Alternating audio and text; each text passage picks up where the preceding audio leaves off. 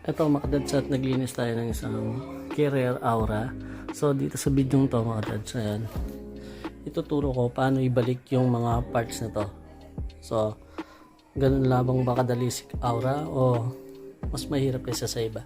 So ito kung kay carrier aura, para kang nag semi pull down kasi kita na talaga, at iwan na lang talaga yung pinakakaan niya sa back at yung coil niya, yung evaporator, ay yung natanggal natin. So tara mga dads, let's go.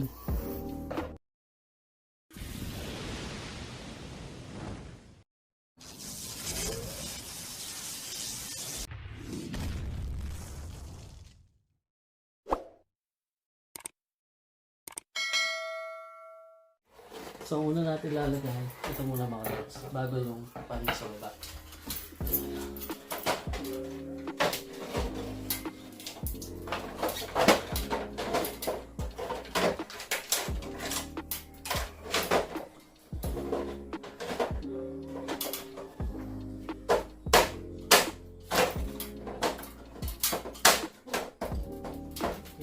Siyempre mga dads, at pagkatapos natin siyang ilagay, ayun, pit na siya.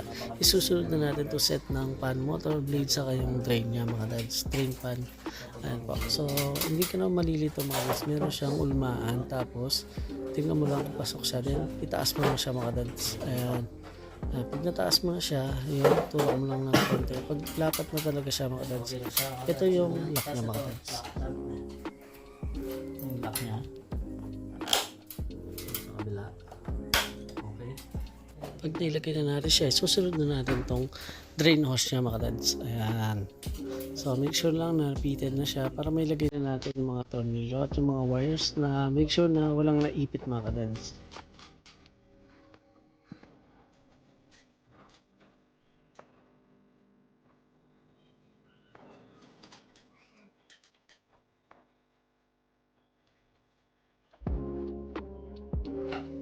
Tapos yung pinaka-control niya na. Ang control, ito yung lalim. Yung pinaka-control niya mga dads, so yung board niya, indoor board, and i-slide mo lang siya papuntang kaliwa, tapos ilapat mo siya. Tapos ibubuksan natin yung pinaka-cover niya, ayan, so ilalapat ko lang siya. Medyo mahigpit yung cover niya mga dads. Then meron siyang tornilyo dito mga dads.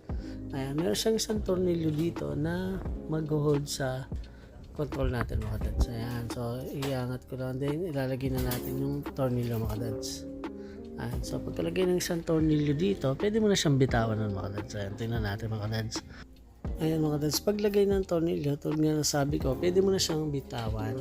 Ayan, tapos susunod na natin yung mga wire, yung mga grounding. Ayan, make sure na i-balik natin yung mga grounding. Meron kasi mga inverter na aircon, kapag wala sila mga grounding, hindi umaandar o nagkakaroon siya ng error mga dads. So mga sensitive na yung mga inverter natin ngayon mga dads. Supply, ito.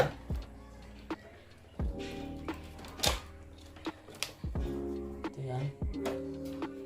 Siyempre yung mga wire mga dads, pag tinanggal mo dito yung L, N, saka S, dapat tagyan sila ng tanda.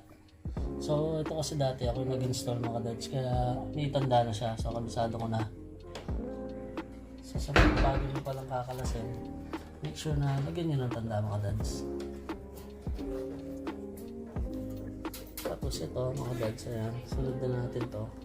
Ayan yung mga nalagay kong tanda, si 3 ito sa S.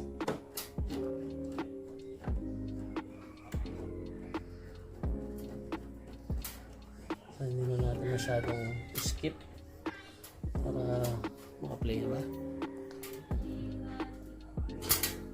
Tapos ito si 2.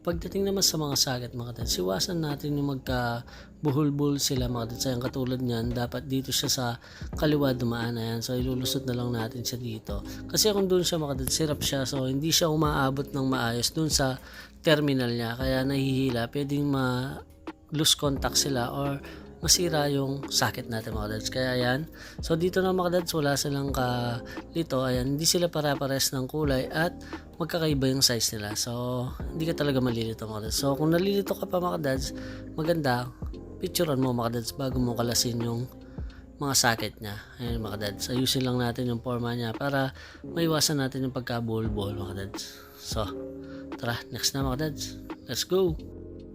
At ang susunod natin dito, yung pinaka front cover niya mga dads. Ayan, so ito yung pinaka front cover niya. Ayan, kasama na kasi dito yung air swing niya. Ayan, yung air swing motor niya.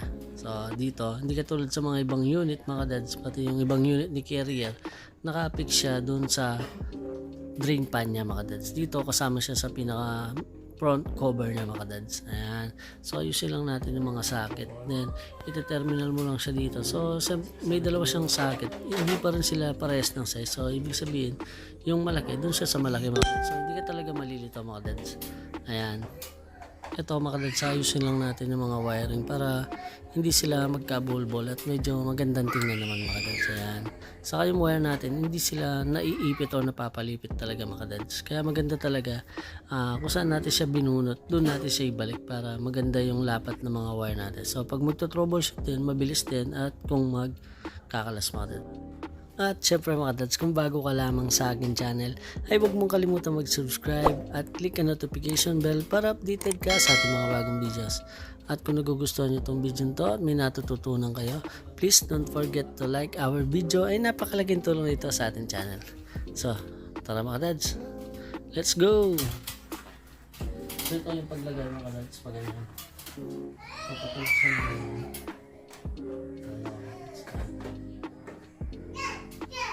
medyo nahihirapan ako kanina kasi ano, nakasagad siya doon.